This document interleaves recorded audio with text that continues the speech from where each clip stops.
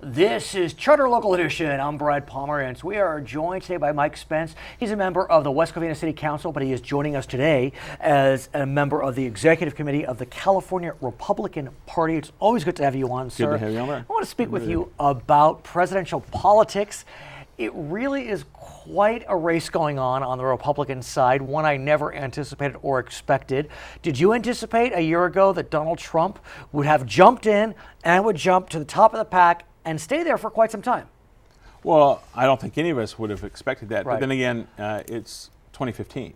It is, which says, what does that mean to you? It's 2015. It's 2015, and so it means that we have too much media that needs stories, that they need to air things. Because this would never have happened 10, 15, 20 years ago, where we're talking about who's going to be president of the United States in the middle of 2015, Right. and people are already saying, oh, could this person really be president? Right. Well, you know, there's a long road to go before someone becomes president of the United So States. do you feel as if it's we in the media that are feeding the Trump presidency, or do you think that he has actually tapped into something that the country, or at least a portion of the country, or a portion of your party wants to hear? Well, I actually think it's both. I mean, you know, look, who sponsored the last debate? It was all about Fox News. Right. You know, when people ask me who the winner was, I say it was Fox News. Interesting. Because they all talked about Fox News. And so I think, you know, that's an issue. I want to ask you about Fox News, Okay. And about the moderator, Megyn Kelly, who I thought did an admirable job. But we know that she and Mr. Trump got into a tiff, and some statements that were made by Mr. Trump that some would argue were misogynist. You know, maybe they've patched it up, maybe they haven't. What do you make of that tiff? Was that, again, a media creation? It doesn't seem to have had implications for his candidacy. Well, I think almost all of it, again, is a media creation. Because what's been going on is Donald Trump does something, and then people talk about what Donald Trump did. And that's lately what's been going on back and forth on this issue and several others. But I do think he's tapped into something. And it's something that actually I've seen at the local level too. Tell me what you see. As a city councilman, I've Please. sensed this too, is that, you know, people are frustrated. And people of all the parties, they're frustrated. Right. You know, too much time is being taken away from families because people have to work harder and harder to get where they are. People are worried about their children, where they're going to end up. And this frustration, I think, you know, is... Yeah, I see it at the local level. We saw it in West Covina, I think, Right. the election, and I think we see it at the national level too. And I think we see it with Hillary Clinton. That's why Bernie Sanders Right. and other candidates are being talked about, and people are asking Joe Biden to get in. You know, I think people are frustrated with the status quo. Right. They want to see a plan of action. They want to see people that are listening to them. And I don't think, you know, people that view politicians have been around as long as some of these have as having listened to people. But I think that's what it is. the issue that is galvanizing Trump supporters? I mean, in the beginning, he was seen as very strong on immigration questions. You know, some would call it anti-immigrant. I'm not sure if I would label it that, but that was kind of the issue that was driving his candidacy. Now I'm not sure what's driving his candidacy. I think it's the anti-establishment. Anti-establishment. I think that's what it is people are upset at the status quo. They blame the people that have been there for 20, 30 years, and for the most cases, they can blame them. Right. And, you know, like I said, people are upset they're spending too much time away from their families. People are upset they have to, you know, give so much money to all these different programs and bureaucrats. And I think it really is. I think that's the thing that's being tapped. What does that do, though, to the Republican Party and the Republican brand? Because as we speak today, while the Democrats control the White House, the Republicans have a pretty solid grip on the legislative branch. And so the kind of the anti-establishment message, I just don't know how it winds up playing out, since you can argue both parties are part of the establishment. And that could then therefore fuel a potential Trump independent candidacy if he doesn't take the Republican nomination, which arguably would help the Democrats. It arguably will, but I'm not sure. I mean, if you look at Europe, it's very interesting because Right. the far-right parties that people Right. have been freaking out about actually end up doing very well in places that used to vote for the Communist Party. Right, You know, so right. it's kind of weird because I think people are just frustrated. But does Trump, again, who knows what's going to happen, but does he run as a far-right alternative if he doesn't? I think I'd say it more as the Ross Perot thing. Ross And, you Perot. know, what's interesting about Ross Perot, you know, he ran again, and of course George Bush lost. Sure. But what was interesting about that is those districts where over a majority of the people voted for Ross Perot and then George Bush, then became the backbone of the 1994 Republican takeover, because Right. it really was an anti-establishment thing that he was we tackling. remember Bill Clinton in 1992 only got 43% of the vote. Exactly. And Exactly, yeah. so that means 57% voted against him. Exactly. And I remember Bob Dole said that. I remember Yeah, that. and you know, we have to remember Hillary Clinton is not Bill Clinton. She's not a Right. good old boy.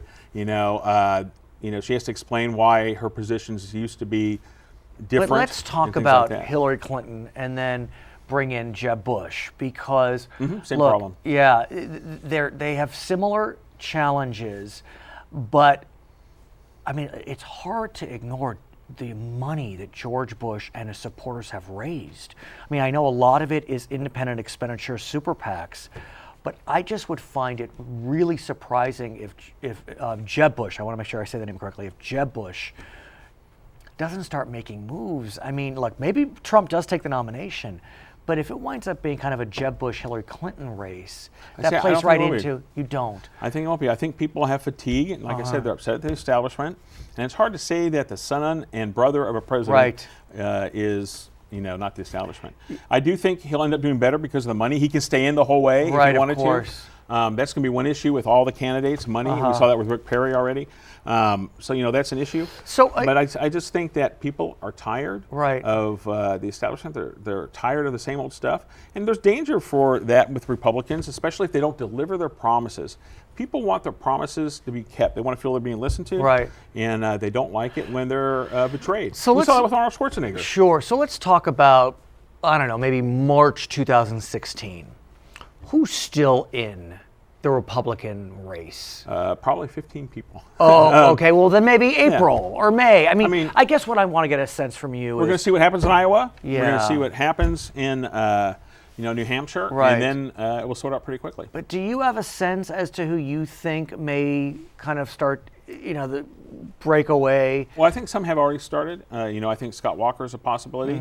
We've seen a surge for Carly Fiorina, which is interesting. A Californian. Yeah, a Californian, even though she's registered to vote now in Virginia. Oh, I didn't know that. It's interesting. And, she benefits by being the only woman in the race. So there's a little more attention to her. What about John Kasich? Some said he did pretty well. And he does guy. have a good story. I mean, he has a good story. He's from Ohio. There's lots of people that have a good story that are from. But still, there is something about him that does seem, it's he almost. He used to be an analyst too. On media. Right. But maybe that's why I like him. Yeah, exactly. But you look at Scott Walker, and he's been pretty divisive, arguably.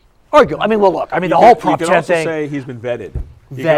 Stated. You can also say he's been through it. We know there's nothing in his background that's going to be a problem. But whereas Kasich seemed to kind of play that arguably a little better.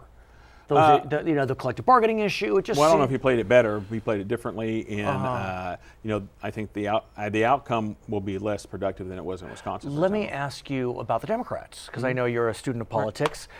Bernie Sanders, huge crowds, but like I said, they're still tapping that frustration. But do you think that he actually goes the distance, or you think in the end probably Hillary comes out? Well, I think we still have the issue of whether Joe Biden's right. And how do you think that would play, sir? Yeah, well, I do think Joe Biden would probably. I don't know. I mean, Joe Biden would be obviously a very credible candidate. The vice president running.